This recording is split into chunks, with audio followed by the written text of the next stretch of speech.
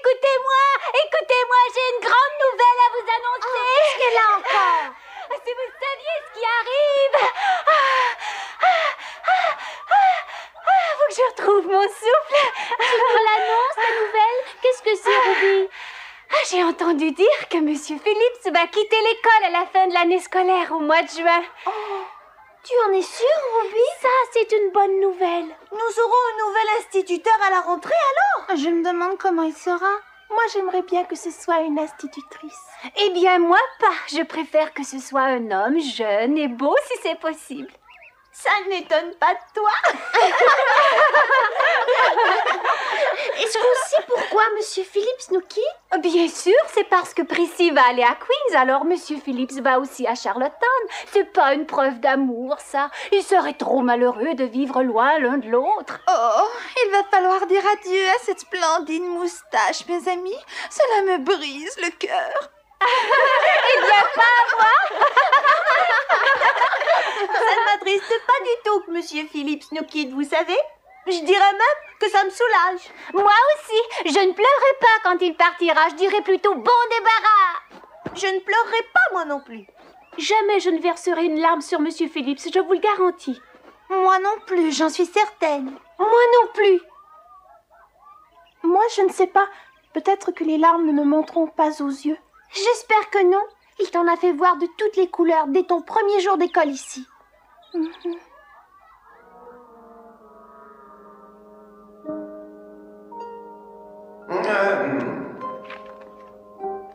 Tu es Anne Shirley.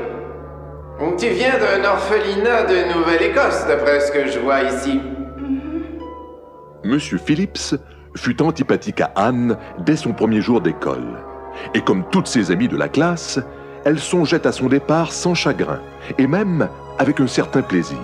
Anne! En fait, la nouvelle du départ de Monsieur Phillips lui sortit tout à fait de l'esprit quand elle fut appelée à admirer la nouvelle robe que Ruby Gillis venait de se faire faire. Cette robe avait les manches bouffantes dont Anne rêvait depuis si longtemps et qu'elle aurait peut-être un jour.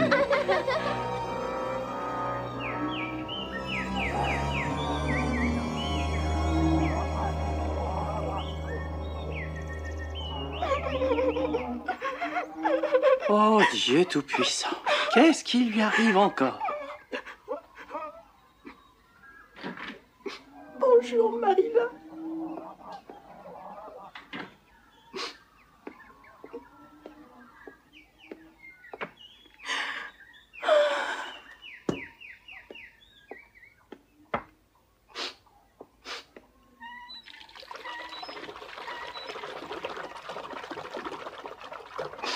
La vie est vraiment mal faite.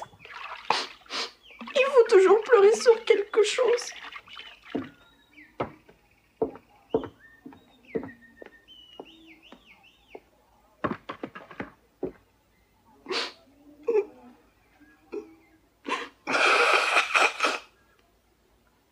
On dit qu'on ne se rencontre que pour se quitter un jour. Et je m'aperçois que c'est une grande vérité puisque Monsieur Phillips s'en va.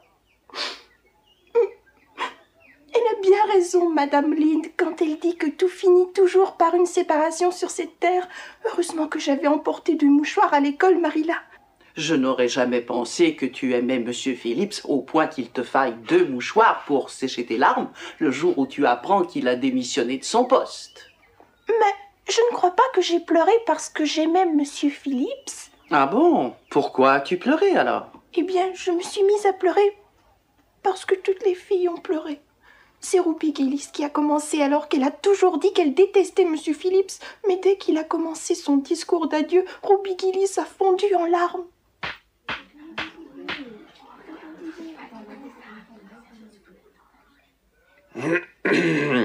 L'heure de nous séparer est venue, mes enfants. Eh bien, Norman, si tu ne perds pas l'habitude de toujours regarder ailleurs, Norman Campbell, tu auras de gros ennuis avec le nouvel instituteur. Mes enfants, l'heure de nous séparer est donc venue. Lorsqu'en toute conscience, je me penche sur ces 3 années que j'ai passées avec vous dans cette école, Je ne peux m'empêcher d'éprouver un sentiment de fierté, mêlé d'une certaine tendresse. Vous m'avez sans doute trouvé parfois bien sévère, et certains d'entre vous ont dû souvent me détester. Quoi qu'il en soit, je peux me vanter de m'être entièrement voué à ma tâche, qui était de faire d'une bande de petits ignorants des jeunes filles et des jeunes gens studieux. J'ai dû occasionnellement manier la baguette, mais je suis sûr que vous avez tous compris que je ne le faisais que pour votre plus grand bien. Donc, mes enfants, l'heure de nous séparer est venue. Vous avez tous travaillé très fort ces 3 dernières semaines. Vous tous qui êtes devant moi, vous vous êtes considérablement améliorés. Vous êtes tous très différentes de ce que vous étiez il y a maintenant 3 ans lorsque je suis arrivé dans votre école. Souvenez-vous-en, tandis que je vous parle ainsi. Les joies, les peines, les douleurs et les plaisirs partagés ensemble me reviennent en mémoire.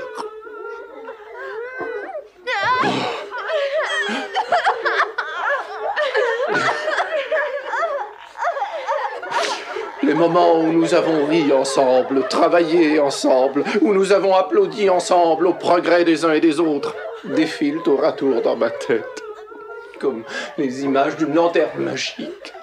Oh, je revois chacun des instants de ces 3 années passées. Vous êtes une étape importante dans ma vie et jamais je ne vous oublierai. Avant de vous quitter, je veux vous dire, mes enfants, continuez dans la voie que je vous ai tracée. Pour terminer, je vous rappellerai les paroles du poète. Partir, c'est mourir un peu. Mais les filles ont commencé à pleurer l'une après l'autre, puis tout ensemble. Pour ne pas me laisser gagner par les larmes, j'ai essayé de ne penser qu'aux humiliations que je devais à Monsieur Phillips. Comme par exemple le jour où il a décidé de me faire asseoir près de Gilles, près d'un garçon.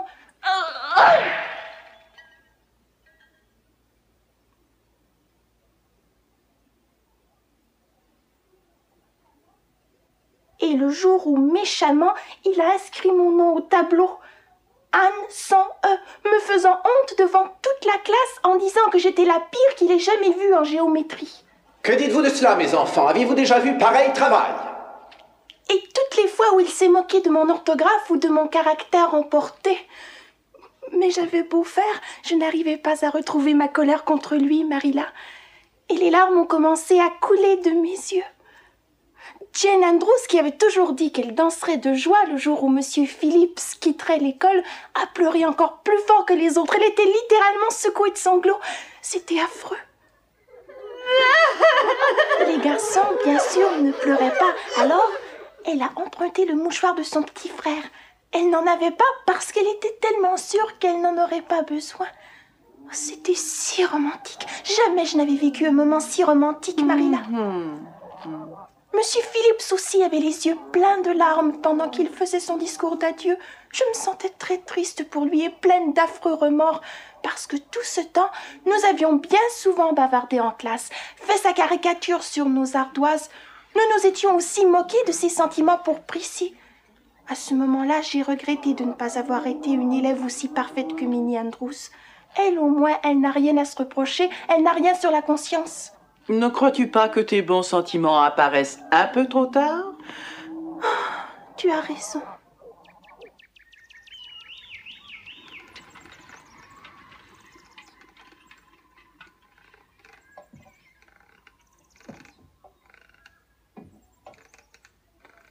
Et lorsque nous avons quitté l'école pour rentrer à la maison, les filles pleuraient toujours.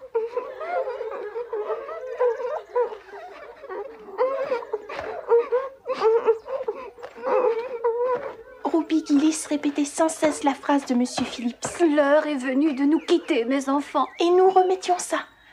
Chaque fois que nous semblions nous calmer un peu, Ruby recommençait avec sa phrase. L'heure est venue de nous quitter, mes enfants. Comme elle l'a répété encore et encore, nous avions toutes les yeux rouges. Et au moment de nous séparer, Ruby elle-même a éclaté en sanglots.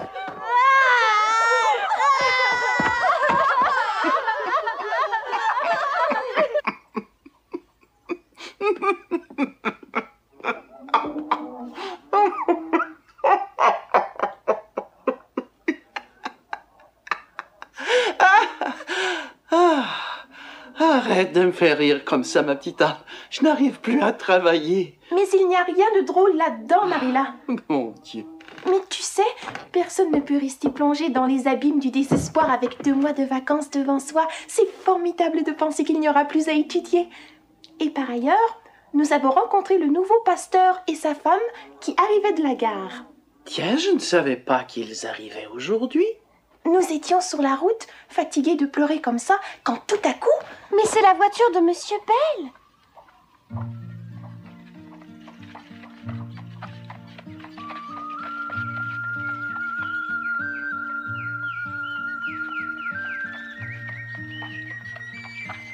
Bon après-midi, Monsieur Bell. Bon après-midi. La femme du pasteur est très jolie. Pas d'une beauté majestueuse cependant, mais très jolie. De toute façon, cela ne conviendrait pas à un pasteur d'avoir une femme d'une beauté majestueuse, n'est-ce pas? Tu as sans doute raison. La femme de notre nouveau pasteur était vêtue d'une robe de mousseline bleue avec de ravissantes manches bouffantes et il y avait des roses sur son chapeau. Jan Andrews dit que des manches bouffantes manquent de modestie pour une femme de pasteur. Moi, je ne me serais pas permis de faire une remarque aussi désobligeante parce que je sais ce que c'est que d'avoir une folle envie de manches bouffantes. Le pasteur et sa femme vont loger chez Rachel Lynde jusqu'à ce que le presbytère soit prêt. N'est-il pas vrai, Anne? Oui, je le crois. Madame Lynde était avec eux dans la voiture, d'ailleurs.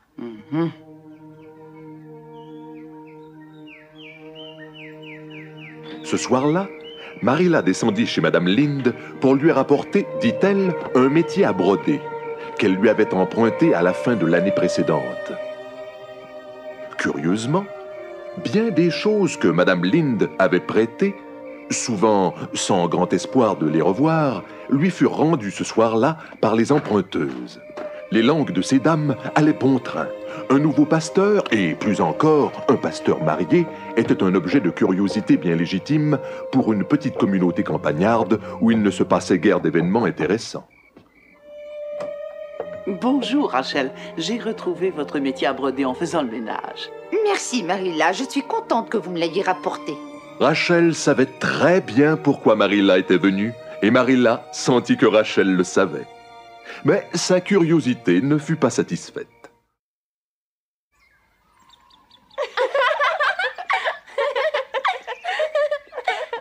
Anne, attends-moi! Oh, regarde! Que je regarde quoi? Que se passe-t-il? C'est le pasteur et sa femme?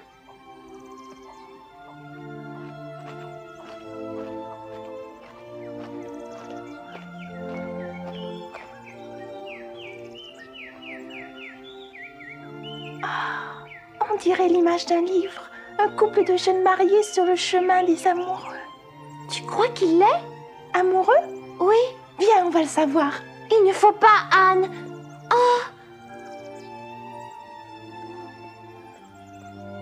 Regarde.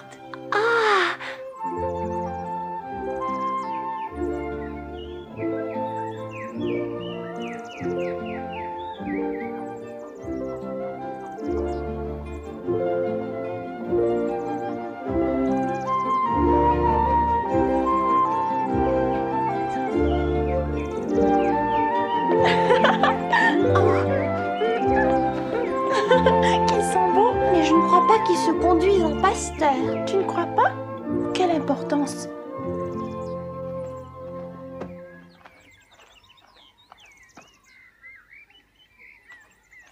Oh, ils viennent par ici. Qu'est-ce qu'on fait? On leur dit bonjour.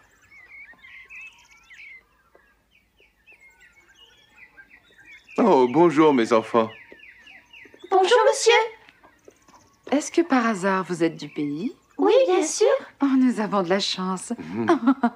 Pouvez-vous nous dire où mène ce chemin, mes charmantes petites? Nous sommes un peu perdus en nous promenant. Nous l'appelons le chemin des amoureux. Oh, Je suis Anne Shirley pour vous servir. J'habite la maison des Pignons Verts chez les Cuthbert. Et voici mon amie, Diana Barry. Enchantée. Moi, j'habite Orchard Slope. es-tu de la famille qui a donné son nom à la mare? Oui, je suis de la famille Barry. Mais nous, la mare, nous l'appelons le lac au miroir. Oh, c'est un nom ravissant, n'est-ce pas? C'est Anne qui l'a trouvé. Anne trouve toujours des noms romantiques.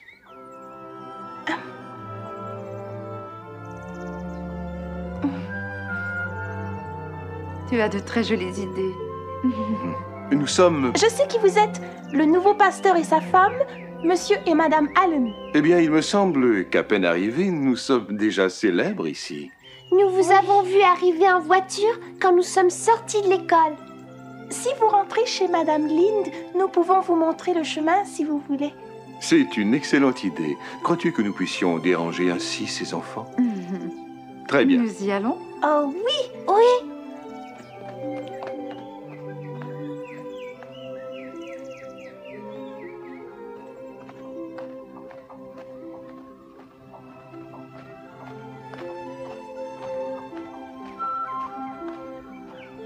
Quand Marilla va savoir ça?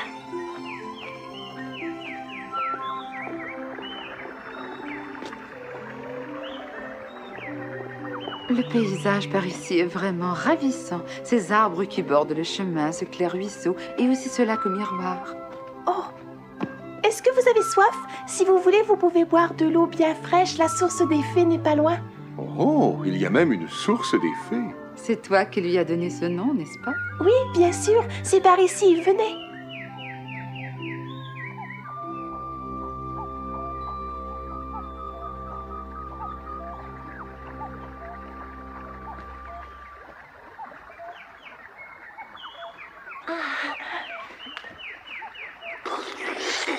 Je suis sûre que je vais bien m'entendre avec madame Allen. Ensuite, nous avons conduit le pasteur et sa femme jusque chez madame Linde.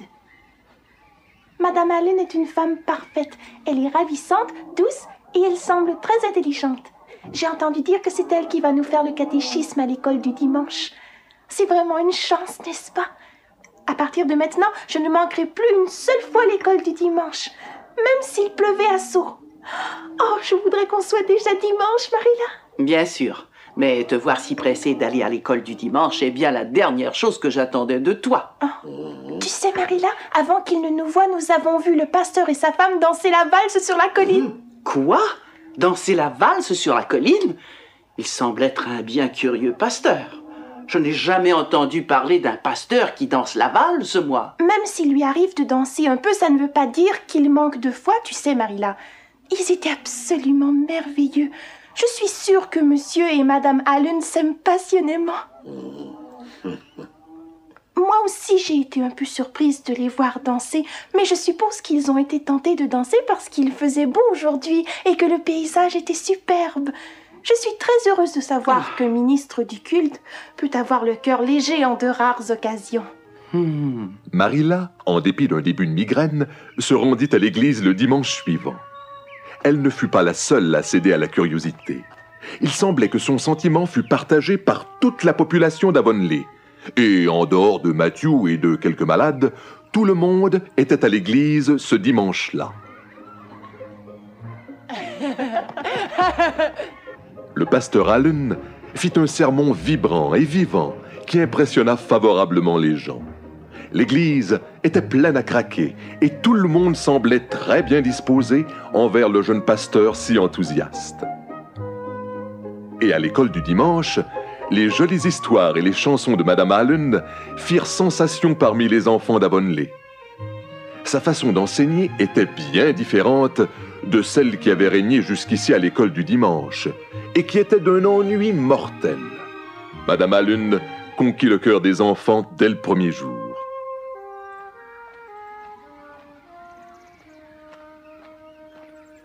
Je n'ai pas trouvé le pasteur aussi drôle que tu me l'avais dit. Mais je n'ai jamais dit qu'il était drôle, Marilla. J'ai dit qu'il était absolument charmant. D'habitude, les gens charmants ont quelque chose de drôle dans leur comportement. Oh, je suis très heureuse que M. Allen et sa femme se soient installés ici. Son sermon était intéressant et je suis sûre qu'il priait avec beaucoup de sincérité et non seulement par la force de l'habitude. Madame Linde a dit qu'à son humble avis, le pasteur Allen n'était pas parfait, mais que pour 750 $ par an, on ne peut pas trouver un pasteur parfait. Madame Alun est une femme adorable et elle enseigne merveilleusement bien. Elle a commencé par affirmer qu'il était très injuste que ce soit toujours le professeur qui pose les questions et elle nous a dit que nous pourrions lui poser toutes les questions que nous voulions. Cela nous a tout d'abord bien surpris. Mais tu me connais, Marilla, il n'y en a pas une comme moi pour poser des questions. Oui, ça je le sais, Anne. Personne d'autre ne lui a posé de questions sauf Ruby Gillis. Elle lui a demandé s'il y aurait un pique-nique de l'école du dimanche cette année. Je n'ai pas trouvé que c'était une très bonne question parce qu'elle était sans rapport avec la leçon. Mais Madame Alun s'est contentée de sourire et de lui dire qu'il y en aurait probablement un. Oh, Madame Alun a un fort joli sourire. Elle a des fossettes tout simplement exquises, tu sais. Oh, Marilla, j'aimerais tant avoir des fossettes exquises. Je ne suis plus aussi maigre que lorsque je suis arrivée ici, mais je n'ai pas encore les joues assez rondes pour avoir des fossettes.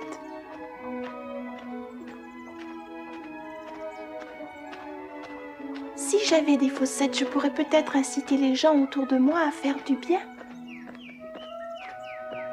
Tu sais ce que dit Madame Allen? Elle dit que nous devrions toujours essayer d'influencer les autres par notre exemple, leur donner l'envie de faire le bien. Elle parlait si gentiment de tout le monde. Je ne savais pas jusqu'ici que la religion pouvait être une chose aussi joyeuse. J'ai toujours pensé que ça devait être triste. Mais Madame Allen n'est absolument pas triste et j'aimerais tant lui ressembler, Marilla.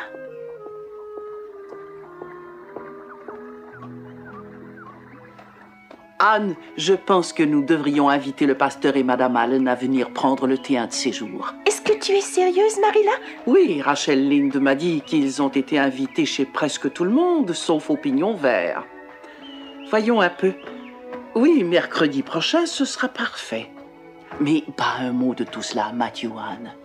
D'accord, mais pourquoi? Si jamais Matthew sait qu'ils doivent venir pour le thé, il trouvera une bonne excuse pour ne pas être à la maison ce jour-là. Tu sais, il était tellement habitué à M. Bentley que cela ne le dérangeait pas, mais il va trouver difficile de faire connaissance avec le nouveau pasteur et sa femme. Tu sais comme il est renfermé, ça va l'effrayer au plus haut point. D'accord, je serai muette comme une tombe, fais-moi confiance. Mais dis-moi, Marilla, me laisseras-tu faire un gâteau pour cette occasion? Un gâteau? Tu veux faire un gâteau? Oui, j'aimerais faire quelque chose pour Madame Allen. Et tu sais qu'à présent, je suis capable de faire de très bons gâteaux, presque aussi bons que les tiens. Très bien. Tu pourras faire un gâteau à la crème, alors. Oh, merci, Marilla! Anne s'était entichée de Madame Alun. Elle l'aurait suivie n'importe où. Elle adorait sa nouvelle maîtresse de catéchisme. Madame Alun était en effet la femme la plus élégante qu'elle ait jamais vue. Après Lady Cordelia, bien sûr. Mais Lady Cordelia était un personnage de roman. Marilla tint promesse et invita Monsieur et Madame Allen à prendre le thé. Anne aida Marilla à faire le ménage et à tout faire resplendir. C'est elle aussi qui fit les gâteaux, mais il y eut malheureusement une anicroche. Nous vous conterons la suite la prochaine fois.